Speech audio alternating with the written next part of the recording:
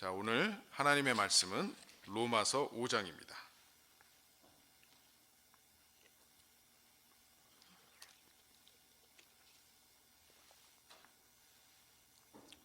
자, 로마서 5장 12절에서 21절 말씀까지인데요. 우리 한 절씩 저와 여러분이 교독하시도록 하겠습니다.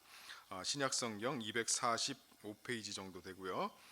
그리고 우리 스크린을 보시면서 로마서 5장 12절에서 21절 말씀을 함께 교독하십니다. 그러므로 한 사람으로 말미암아 죄가 세상에 들어오고 죄로 말미암아 사망이 들어왔나니 이와 같이 모든 사람이 죄를 지었으므로 사망이 모든 사람에게 이르렀느니라.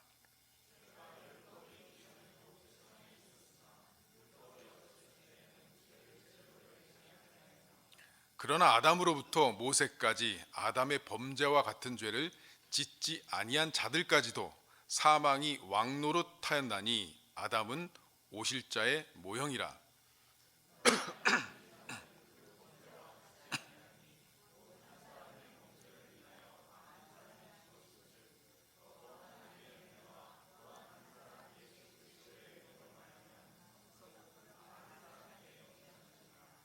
또 이 선물은 범죄한 한 사람으로 말미암은 것과 같지 아니하니 심판은 한 사람으로 말미암아 정죄에 이르렀으나 은사는 많은 범죄로 말미암아 의롭다 하심의 이름이니라.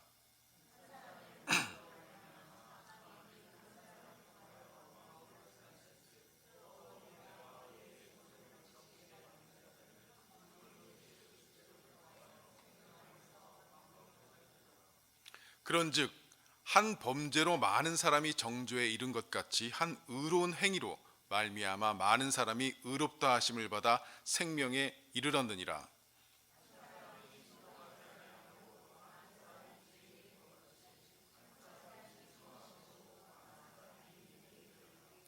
율법이 들어온 것은 범죄를 더하게 하려 함이라. 그러나 죄가 더한 곳에 은혜가 더욱 넘쳤나니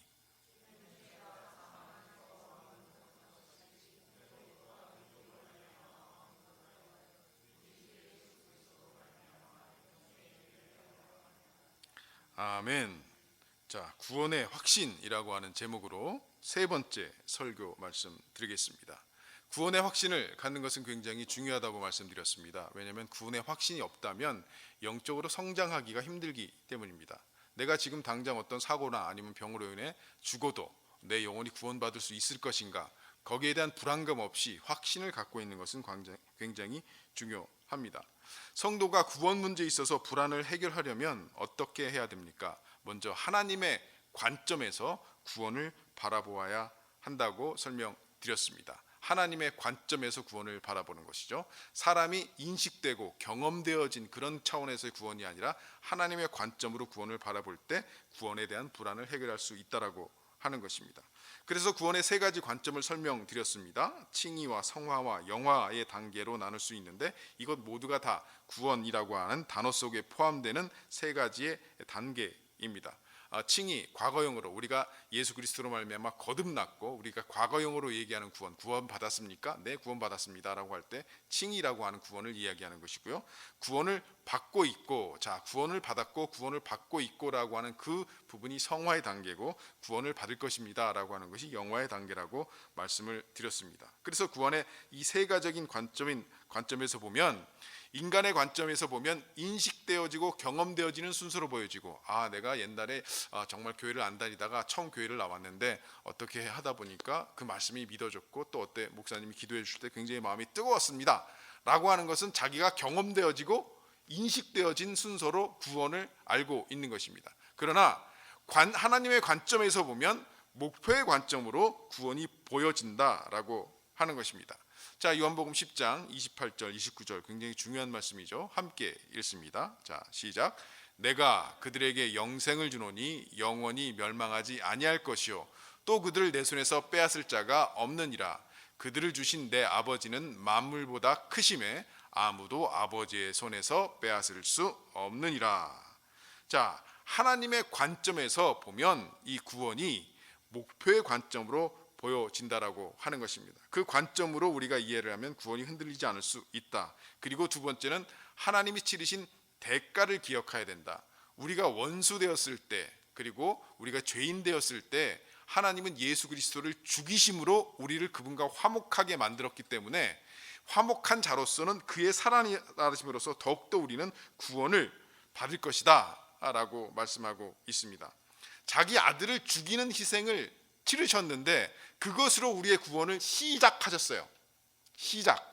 그런데 중간에 그 구원을 포기하시게 이루어가는, 구원을 받고 있고라고 하는 그런 구원이 성화의 단계에 지금 우리가 있다라고 하는 것이죠. 그럼 그 구원을 하나님 편에서, 그 성화의 단계는 하나님 편에서의 개입과 우리의 신앙의 결단과 선택, 순종이 함께 이루어져서 이루어가는 게 성화의 구원이란 말입니다. 그리고 영화에까지.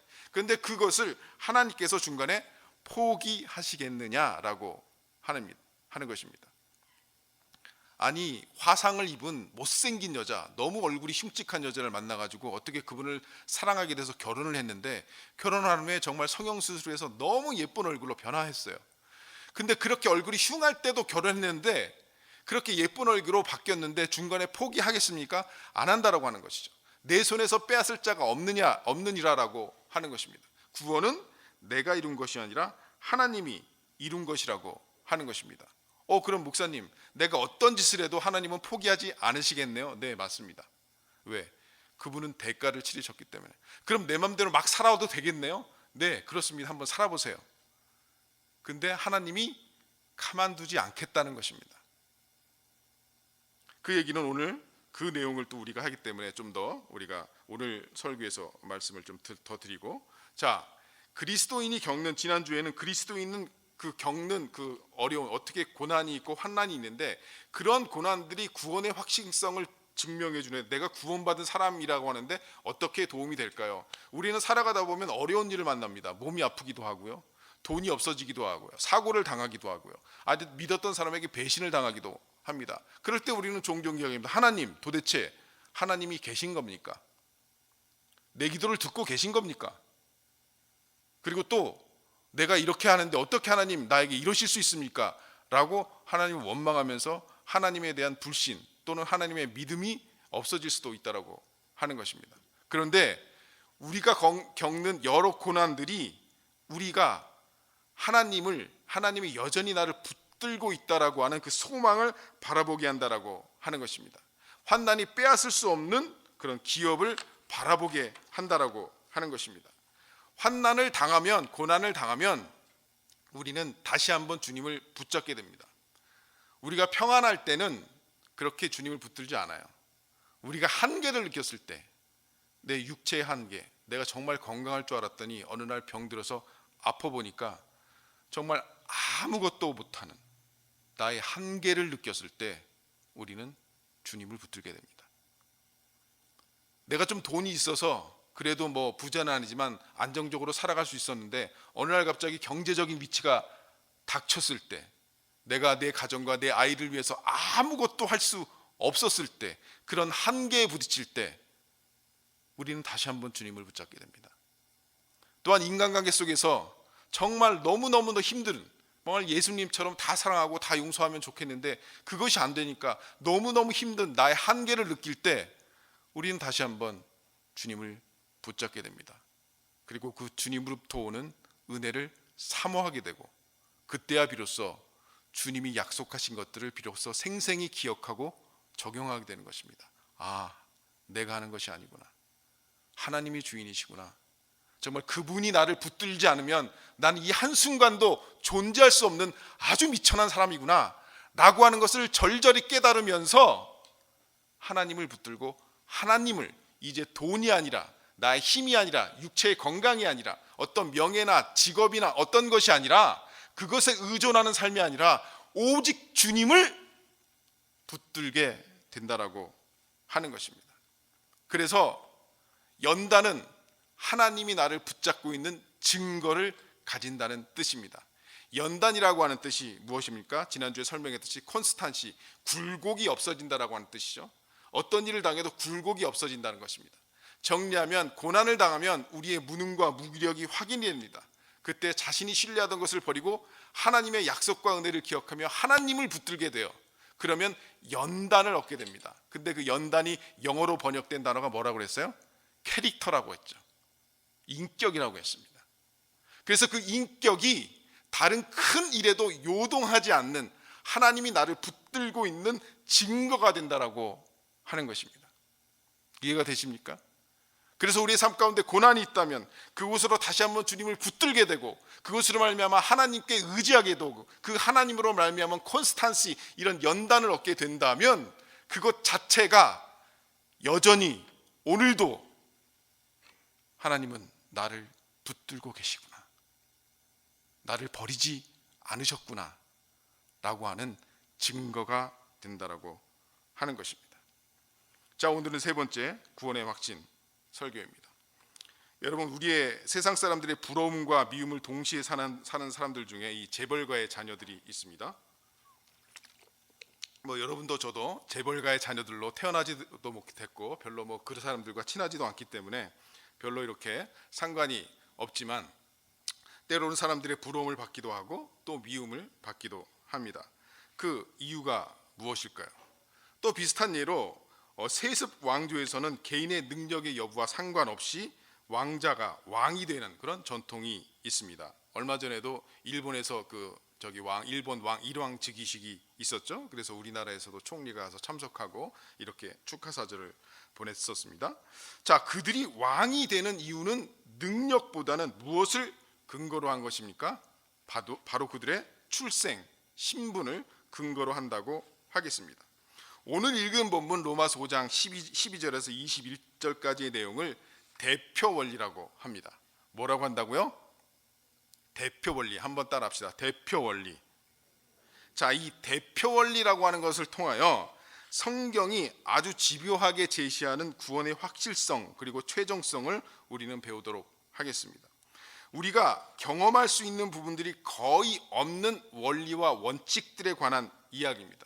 우리는 구원을 우리의 인식되어지고 경험되어지는 것으로만 자꾸 알고 있는데, 그러니까 자꾸 구원의 확실성이 흔들릴 수 있는 거예요. 그러나 우리가 경험할 수 없는 부분이지만, 그러나 논리적으로 성경적으로 이렇게 설명한 것을 우리가 잘 이해한다면 무엇보다도 분명하게 저와 여러분이 구원받았다는 사실, 그리고 그 구원을 주님께서 이루어가고 있다는 사실을 더욱더 확신하게 될 줄로 믿습니다. 자, 그러면 이 대표 원리를 통해서 배울 수 있는 것은 무엇인가요? 첫 번째, 구원의 확실성입니다. 자, 12절 말씀 다시 한번 읽습니다. 자, 함께 시작. 그러므로 한 사람으로 말미암아 죄가 세상에 들어오고 죄로 말미암아 사망이 들어왔나니 이와 같이 모든 사람이 죄를 지었으므로 사망이 모든 사람에게 이르렀느니라. 네. 자, 우리가 살다 보면 모든 사람이 다 죽게 된다는 걸 우리가 알고 있습니다. 그런데 이 성경적인 의미로 죽는다라고 하는 것은 죄인에게만 해당하는 형벌입니다.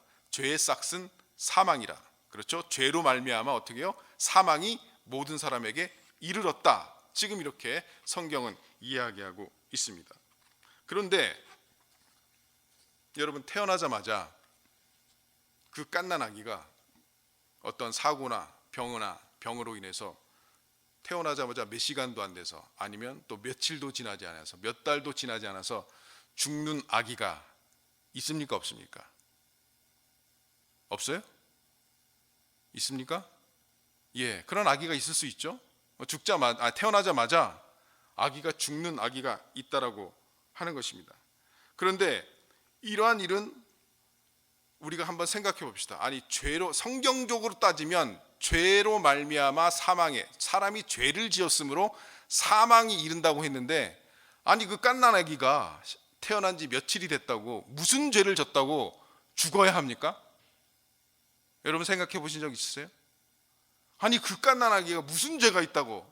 그 부모는 그렇게 하나님께 원망할 수 있겠죠. 하나님, 이 아이가 무슨 죄를 졌다고 데려가십니까? 태어난 지 얼마나 됐다고. 여러분, 죽음이 임한다는 것은 어쨌든 이 성경적으로 말하면, 이 말씀에 근거하면 죽을 죄를 졌다는 뜻인데, 본인이 죄를 전혀 짓지 않았음에도 불구하고 죽는다면 그것은 무엇을 의미하겠습니까? 그것은 분명히 이 아기가 죄를 지을 시간도 없고 아무런 능력도 없었는데 죽었다면, 성경적으로 해석한다면 본인이 지은 죄 이외에 다른 이유로 말미암아 죄인일 수밖에 없다는 게 설명일 것입니다. 이 부분에 있어서 많은 분들이 동의하지 못합니다. 아니, 나는 아무런 이 아이가 무슨 죄인이냐, 태어난 지 무슨 얼마나 됐다고 왜 죄인이라고 그러냐, 너무한다, 뭐 이렇게 이야기할 수도 있습니다. 자, 그런데 그 이유는 바로 우리가 죄인의 신분으로 태어난다는 사실입니다. 재벌가의 자녀가 재벌가에 태어나서 재벌을 회사를 상속하듯이, 왕가의 자녀가 왕자로 태어나서 그 사람의 능력과 어떤 건 상관없이 그냥 그 사람의 신분으로 말미암아 왕위를 상속하듯이, 죄인의 신분으로 태어났기 때문에 부모가 종이면 그 자녀도 태어나부터 종이 되었던 옛날 우리의 신분 사회처럼 우리의 부모들이 죄인이었기 때문에 우리는 죄인의 신분으로 태어나게 되는 것입니다. 보통 우리는 죄인이라고 하면 어떤 이 형법의 계미로 뭔가 이렇게 자기가 죄를 지었을 때, 이런 것을 뭔가 걸려서 그 죄를 지었다, 이게 죄로 판명이 났을 때 그것을 행위의 개념으로 생각하는 경향이 많습니다. 우리가 죄인 이렇게 하면. 그러나 성경이 말하는 죄인의 의미는 죄를 범한 사람이 아니라 죄인의 신분이라고 하는 뜻입니다. 즉 죄의 노예라는 뜻입니다. 죄를 지을 수밖에 없는 자라는 뜻입니다. 자, 이 문장 한번 다시 한번 읽어봅시다. 자, 시작. 성경이 말하는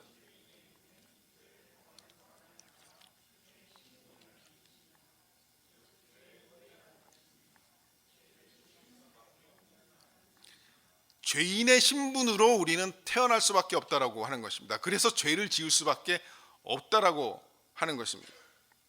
죄인에는 두 가지가 있습니다. 그래서 죄의 열매를 맺는 죄인과 죄의 열매를 맺지 않는 죄인입니다. 죄를 행위로 지은 죄인과 행위로는 죄를 짓지 않았는데 짓지 않았는데도 죄인인 죄인이 있다라고 하는 것입니다. 많은 사람들이 죄인이라고 하는 문제에 대해서 항복하지 않는 부분은 나는 죄를 지은 적이 없다라고 하는 것입니다. 여러분, 3개월 된 사과나무와 3년 된 사과나무의 차이가 뭔지 아십니까? 우리 지난 그 가을에도 우리 김웅 집사님 그 뒷뜰에 가서 사과를 많이 이렇게 땄었는데, 3년 된 사과나무는요 열매를 많이 맺습니다. 그런데 3개월 된 사과나무는 열매를 맺습니까? 못 맺습니까? 아직 못 맺습니다. 근데 둘 다 사과나무예요, 아니에요? 둘 다 사과나무예요.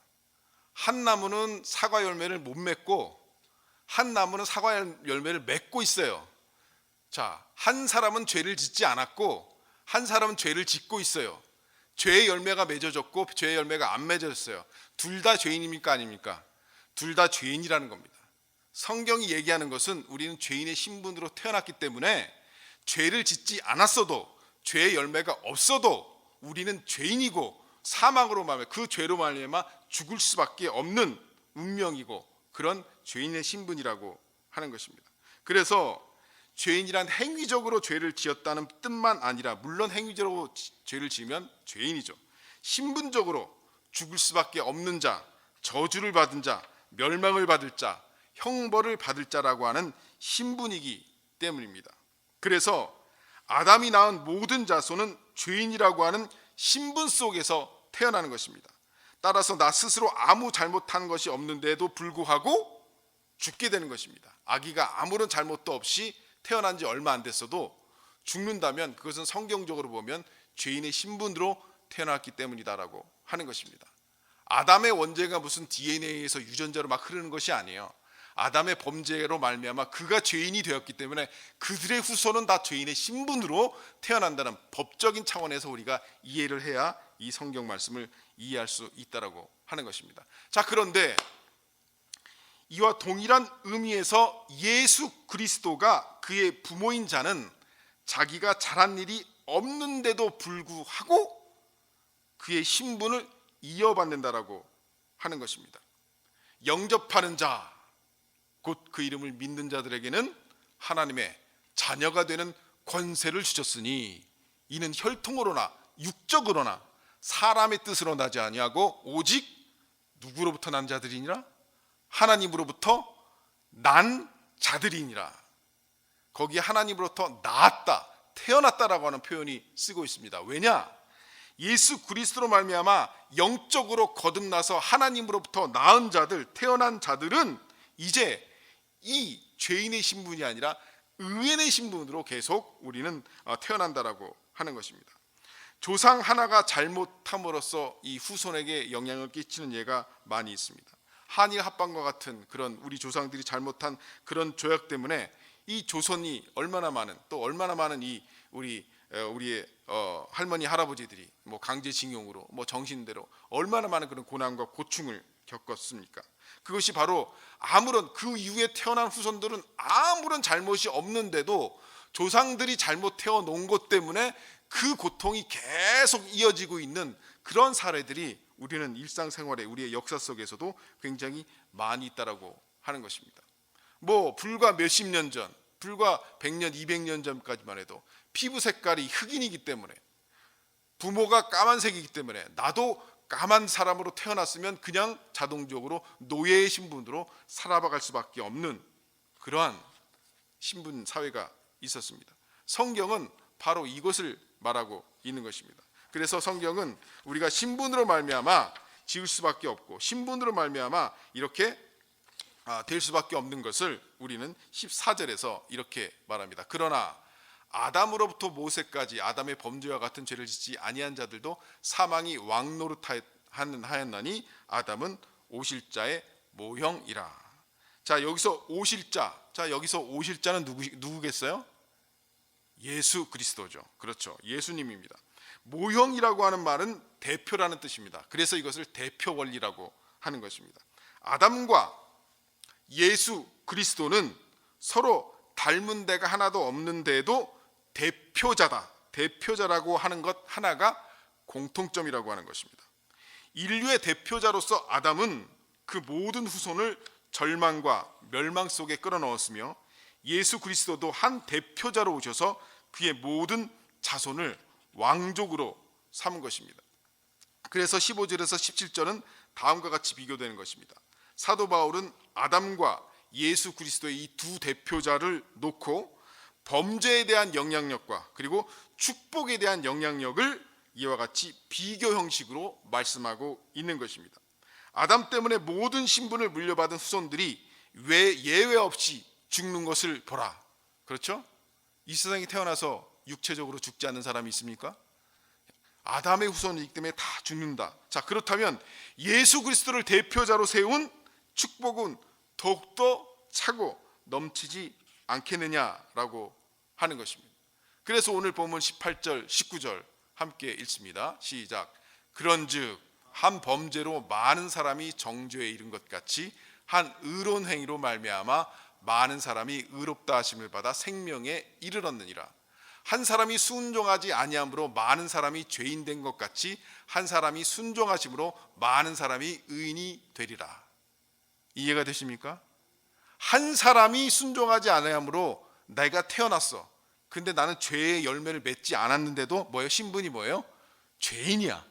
그래서 그 죄로 말미암아 죽을 수밖에 없다란 말입니다. 그래서 우리는 죄인이라고 하는 것이에요. 그런데 한 분이, 예수 그리스도가 죄가 없으신 분이 온전히 순종하심으로 내가 그분을 믿고 받아들이면 많은 사람들이 의인이, 우리를 포함해서 의인이 된다라고 하는, 이것이 바로 대표 원리라고 하는 것입니다. 여기서 제일 흥미있는 단어는 무엇과 같이, 무엇과 어떤 것, 정죄에 이른 것 같이, 그렇죠? 그 다음에 죄인 된 것 같이, 이렇게 나오죠. 같이라고 하는 단어입니다. 아담으로 말미암아 뭐 같이, 예수 그리스도로 말미암아 뭐 같이 되리라고 하는 것입니다.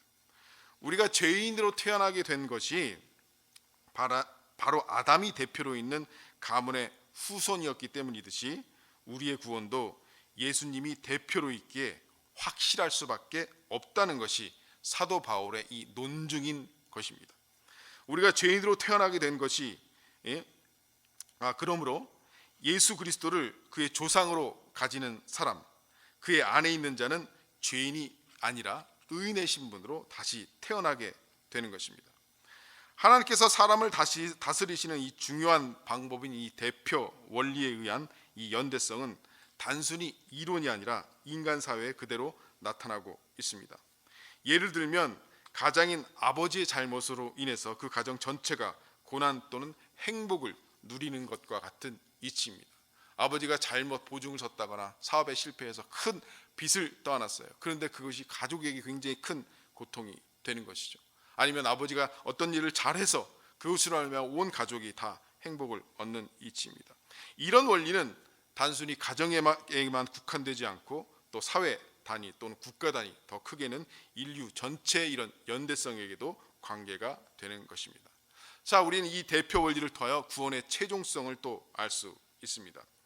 우리나라 고려시대에 몽고족이 침입했던 때가 있죠. 그래서 이 고려 왕족들을 멸절시키기 위해서 왕건의 후손들인 이 왕씨들을 죽이거나 잡아가는 일이 발생했다라고 합니다.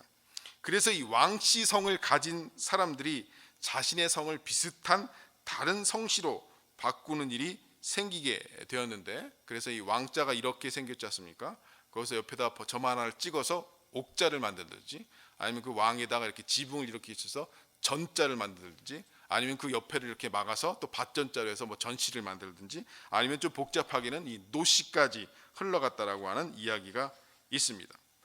자기는 당사자가 아니고 어떤 일을 하지 않았더라도 어떤 사건으로 인해서 가문 전체가 어려움을 겪은 예는 우리 인류사에서 많이 있다는 것입니다. 성경에서는 족보에 대한 이야기가 중요하게 나옵니다. 마태복음 1장 1절에서는 아브라함과 다윗의 자손 예수 그리스도의 족보라라고 하는 대목이 있습니다. 그리고 그 다음에 아브라함이 이삭을 낳고 이삭은 야곱을 낳고 아브라함부터 시작해서 다윗 그리고 예수 그리스도까지 연결되어 있습니다. 이 족보는 예수 그리스도의 족보지만 여기에는 이중적인 족보의 의미가 포함되어 있음을 우리는 알아야 합니다. 마태복음 3장 23절에서 38절에 보면 이 족보를 아브라함 이전 아담과 하나님까지 쭉 올라가는 이 거꾸로 올라가는 족보로 이렇게 보여주고 있습니다. 그래서 예수님의 이중성을 보여주게 되는 것입니다. 즉 그가 사람인 아담의 후손인 동시에 하나님의 후손이라고 하는 이중성을 보여주고 있습니다. 누가복음 3장 23절 말씀은 예수께서 가르치심을 시작하실 때 30세쯤 되시니라. 사람들이 아는 대로는 요셉의 아들이니 요셉의 위는 헬리요, 헬리의 위는 누구요 가다가 쭉 가다가 38절에는 함께 읽습니다. 자, 시작. 그 위는 에노스요, 그 위는 셋이요, 그 위는 아담이요, 그 위는 하나님이시니라. 이 족보를 거꾸로 올라가면서 아브라함과 다윗의 자손 예수 그리스도라고 하는 마태복음의 족보와는 달리 누가복음은 그 위를 하나님까지 연결시키면서 그 예수 그리스도의 이중성을 지금 보여주고 있다라고 하는 것입니다. 그 족보의 시작인 이 마태복음의 족보의 시작인 아브라함은 분명히 아담의 후손이지만 그는 믿음의 조상이라는 영적인 의미를 강조하기 위해서 그의 후손인 예수를 그 아버지 되는 요셉의 아들로 기록하지 않고 동정녀 마리아에게서 나왔다고 하므로 그가 믿음의 조상인 아브라함과 영적인 관련성을 맺고 있음을 암시해 주는 것입니다. 야곱은 마리아의 남편 요셉을 낳았으니 마리아에게서 그리스도라 하는 예수가 나시니라. 자, 그래서 예수는 분명히 아담의 후손이지만 마태복음식으로 보자면 아담의 족보에는 없는 자가 되는 것입니다. 인간의 족보는 죽을 족보입니다. 죽음의 족보이고 죽어야 맞는 것입니다. 창세기 5장에 보면 아담의 족보가 쭉 나오는데 전부 누가 죽고 내려오는 것이 그 예입니다.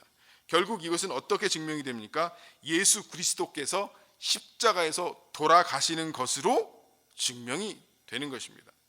예수께서는 아담의 족보를 이제 폐쇄하러 없애러 오신 것입니다. 창세기 5장에 있는 아담의 후손의 족보에서 그분이 오셔서 죽으심으로 이 가문은 끝나게 되어 있는 것입니다. 아담의 후손은 예수 그리스도에서 끝나는 것입니다. 그 족보가. 자, 그래서 죽음의 족보인 아담의 족보를 폐쇄시켜 버렸습니다. 이같이 아담 가문의 후손은 죽었기 때문에 더 이상 종의 신분으로 태어날 자리가 없어졌습니다. 그런데 동일한 이름을 가진 분이 안식 후 첫날에 다시 나타났습니다. 부활하셨습니다. 아담은 죄인이 되었기 때문에 그 신분에서 태어나는 사람은 무조건 죄인입니다. 그 굴레를 벗어나는 유일한 방법은 죽는 것뿐이었습니다. 인류가 다 죽었는데 어떤 다른 인간이 생긴 것입니다. 그가 곧 부활하신 예수입니다. 그리고 여기에 다른 한 인류의 조상이 태어나게 된 것입니다. 그분은 죄를 지은 적이 없습니다. 그리고 죄인일 수가 없습니다. 그분은 하나님의 아들입니다. 여기에 우리 신자들의 족보가 있는 것입니다. 즉 우리는 하나님의 아들인 예수 그리스도의 후손인 것입니다. 예수께서 죽으신 것은 아담의 족보를 폐쇄하기 위한 것입니다. 그분이 부활하신 것은 새로운 족보를 여시기 위함입니다. 이 부분을 다시 한번 읽어보겠습니다. 자, 시작.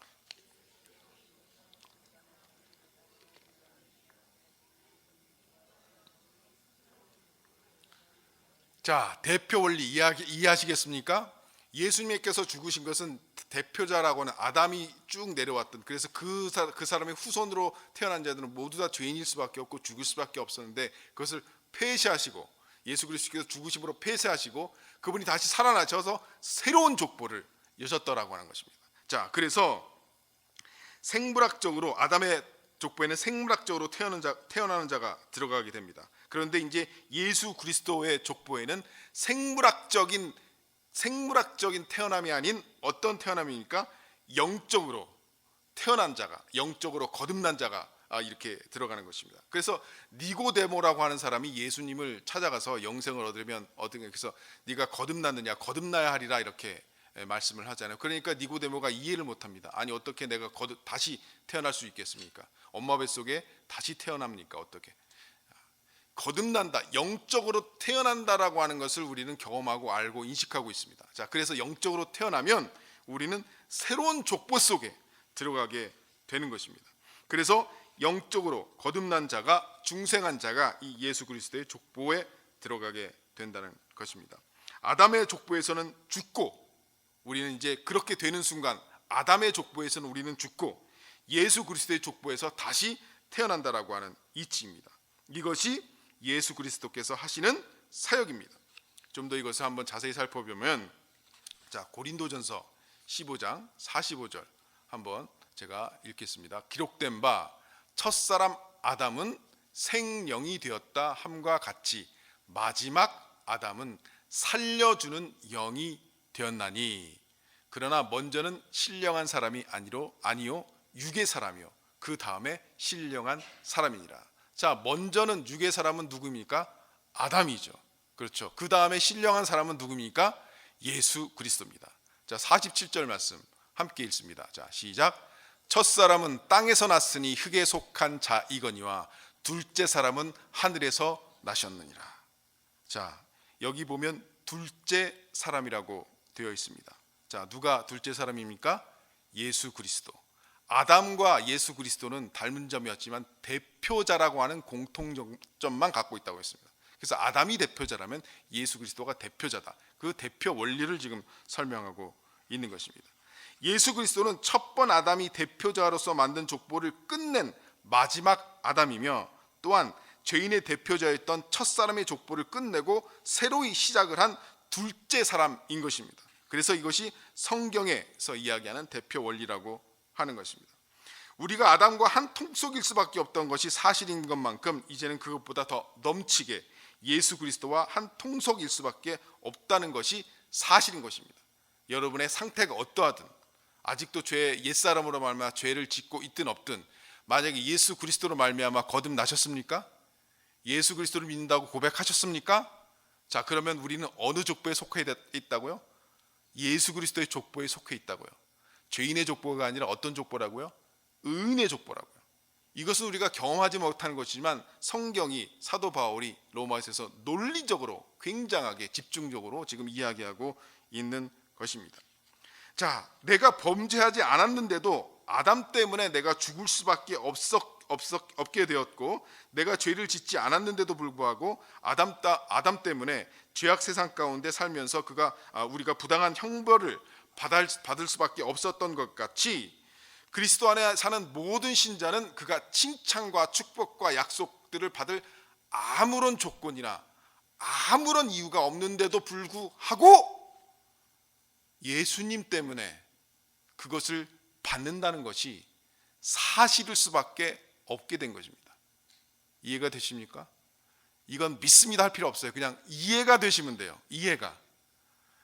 우리가 크리스찬이라고 하면서 내가 하나님의 칭찬과 축복과 약속들을 받을 무슨 내가 뭘 했나? 그런데도 불구하고 우리를 그분의 자녀 삼아 주시고 왕 같은 제사장으로 칭하시고 영원한 면류관을 씌워 주시고 내가 너를 버리지 않고 끝까지 지키고 정말 영원한 나라에 하나님 나라에까지 가게 해주겠다는 그런 특권을 받았다는 것이 사실일 수밖에 없다라고 하는 것입니다. 이것이 신자들의 기기묘묘한 신묘망측한 축복의 자리인 것입니다. 여러분은 너무나도 기이한 축복의 자리에 그 족보에 들어있는 사람들입니다. 우리 옆 사람에게 한번 얘기합시다. 당신은 신묘막측한 족보에 들어있습니다. 자, 시작. 우리가 아무것도 한 게 없어요. 이거는 그냥 알기만 하면 돼요. 뭐 이렇게 믿습니다 막 안 믿어지는데 믿습니다 할 필요 없어요. 이해가 되면 돼요. 이해가 되면. 그 대표 원리를 제가 지금 자세히 설명드렸습니다. 자, 세 번째, 대표를 통해서 은혜가 왕노릇한다고 합니다. 자, 21절 말씀 함께 읽습니다. 시작. 이는 죄가 사망 안에서 왕노릇한 것 같이 은혜도 또한 의로 말미암아 왕노릇하여 우리 주 예수 그리스도로 말미암아 영생에 이르게 하려 함이라. 굉장히 중요한 말씀. 자, 우리가 죄인 되었을 때, 아담의 족보에 있을 때는 죄가 사망해서 왕노릇해서 우리는 죄로 말미암아 죄 때문에 죽을 수밖에 없었어요. 우리가 죄를 짓지 않았어도 죄인의 신분으로 말미암아 그 죄의 노예가 되고 그 죄가 왕노릇했어요. 그런데 이제 예수 그리스도의 족보로 옮겼어요. 영적으로 거듭난 자가 됐어요. 그 신분의 특권을 가진 자가 됐어요. 그러면 거기선 무엇이 왕노릇한다? 은혜가 왕노릇한다. 그래서 주 예수 그리스도로 말미암아 어디에 이르게 해요? 영생에, 구원에, 영화에 이르게 하려 함이니라. 이 아담의 족보와 예수 그리스도의 족보의 사이에는 건너가는 길은 없습니다. 즉 죽음의 족보에 있다가 생명의 족보로 건너가거나 생명의 족보에 있다가 죽음의 족보로 다시 돌아가는 일이란 원칙적으로 있을 수가 없다라고 하는 것입니다. 우리는 예전에 예수님과 함께 십자가의 죽음으로 죽음의 족보에서 끝나버렸습니다. 다시는 죽음의 족보, 사망의 족보, 죄인의 족보로 돌아갈 수 없습니다. 뿐만 아니라 생명의 족보에 속한 자에게 역사하는 은혜의 성격 때문에 이 구원의 확실성을 더욱 든든히 할 수 있다라고 하는 것입니다. 우리가 아담의 족보 속에 살 때는 죄가 왕노릇했습니다. 그때 우리는 죄의 종이었다라고 하는 것입니다. 로마서 6장 6절입니다. 함께 읽습니다. 시작. 우리가 알거니와 우리의 옛사람이 예수와 함께 십자가에 못 박힌 것은 죄의 몸이 죽어 다시는 우리가 죄에게 종노릇하지 아니하려 함이니.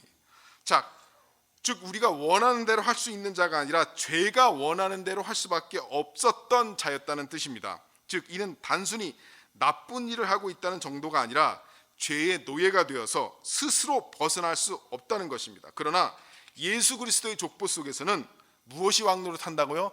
은혜가 왕노릇한다는 것입니다. 은혜가 왕노릇한다는 것은 은혜라는 말 때문에 우리가 죄를 범해도 봐준다는 뜻이 아닙니다. 이거를 잘 아셔야 됩니다.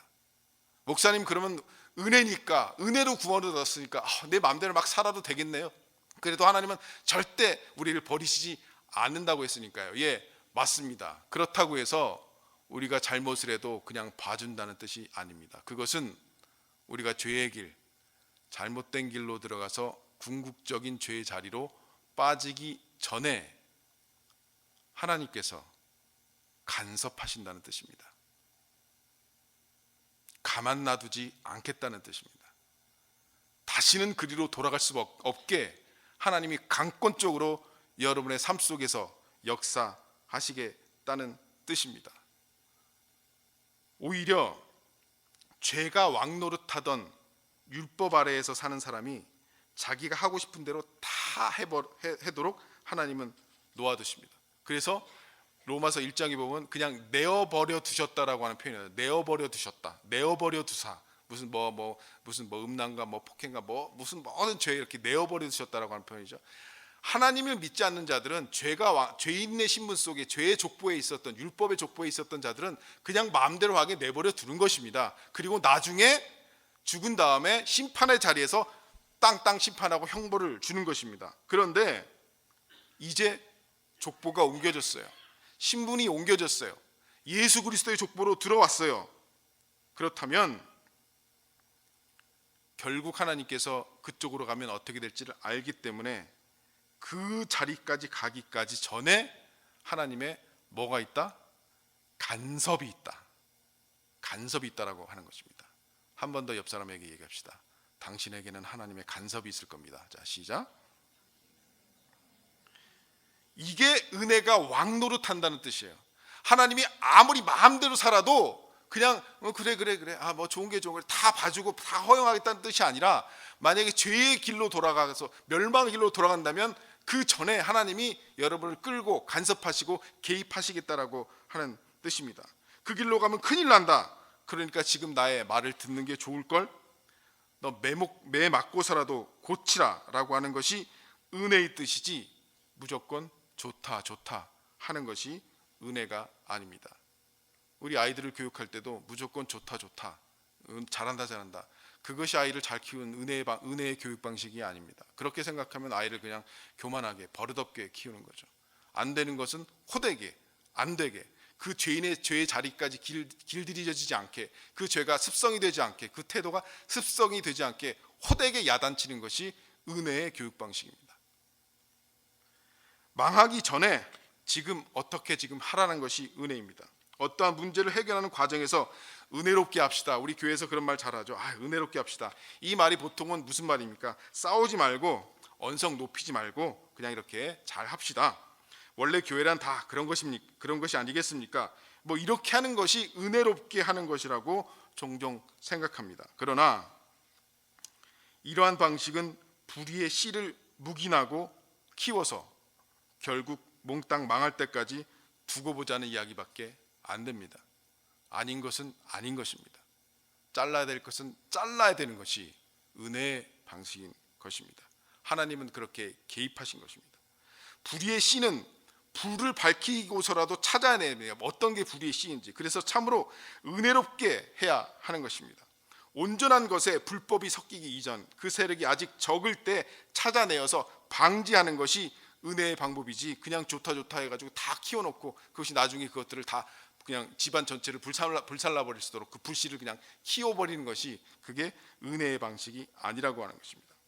은혜가 왕노릇한다는 대목에서 우리가 주의해야 할 것은 우리가 잘하고 잘못하고의 문제가 아니라 우리가 과거에 하던 것을 이제는 못하게 되었다는 것입니다. 사도 바울의 이 고백은 죄가 왕노릇하기 때문에 나는 내가 하고 싶은 것도 할 수 없는 쫄병이 되었다라고 하는 뜻입니다. 우리가 옳고 그릇된 것을 몰라서 죄를 짓는 것이 아닙니다. 알아도 죄를 짓게 되는 것입니다. 누구나 이러한 경험들이 있을 줄로 압니다. 이와 같은 원리는 이제 거꾸로도 적용이 됩니다. 우리가 예수 믿을 때 가장 불안한 것은 다른 사람들에게 내가 막 선을 베풀고 봉사를 하고 헌신을 하고 그럴 마음이 없는데 어떻게 내가 그리스도인답게 살아갈 수 있을 것인가, 이렇게 고민을 많이 합니다. 걱정하지 마십시오. 그렇게 하고 싶지 않아도 그렇게 할 수밖에 없게 됩니다. 왜? 은혜가 왕노릇하기 때문에, 하나님이 나를 간섭하시고 계시기 때문에, 그렇게 어떻게 보면 봉사하는, 철저하게 헌신하는, 순교하는 자리에까지 그분이 가게 하시게 될지도 모른다라고 하는 것입니다. 여러분, 우리가 하고 싶다고 또 하기 싫다고 마음대로 되는 게 아닙니다. 죄를 짓고 싶지 않다고 막 죄를 안 짓는 것이 아니야. 죄를 짓고 싶지 않아도 죄의 노예가 되어서 죄의 종이 돼서 막 죄를 지었어요. 그런데 그 족보는 끝나고 은혜가 왕노릇하는 족보 속에 들어왔기 때문에 우리는 하고 싶지 않아도 그분이 자꾸, 성령님이 자꾸 나를 밀어서 하게끔 하는, 그러한 자리에 여러분과 제가 이미 와 있다는 것입니다. 그것이 은혜입니다. 그래서 우리는 기뻐할 수밖에 없는 것입니다.